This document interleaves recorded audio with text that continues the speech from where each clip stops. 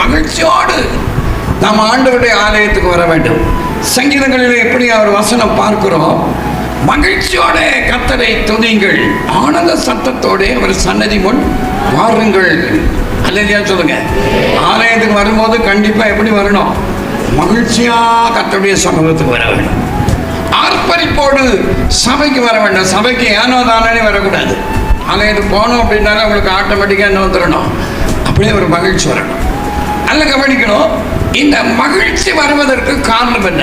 அதை பற்றி தான் இந்த சங்கீதத்தில் நிறைய கருத்துக்கள் சொல்லப்பட்டிருக்கு. இந்த மகிழ்ச்சி வருவதற்கு காரணங்கள் என்ன அப்படின்னு பார்த்தா பல்வேறு காரணங்கள் இருக்குது.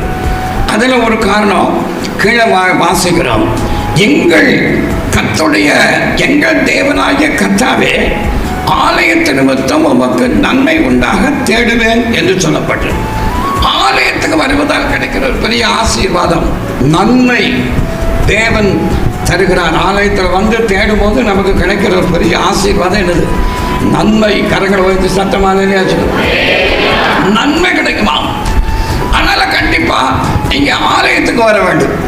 ஞாயிற்றுக்கிழமை ஆயிட்டுனா கண்டிப்பா ஆலயத்துக்கு வரணும். ஆலயத்தில் காணப்படுகிற எல்லா நிகழ்ச்சிகளிலையும் கலந்து கொள்ளும் போது கண்டிப்பா ஆலயத்துக்கு வருகிற தேவனுடைய பிள்ளைகளுக்கு என்ன கிடைக்கும்? நன்மையை நமது ஆண்டவர் கண்டிப்பா கொடுப்பார்.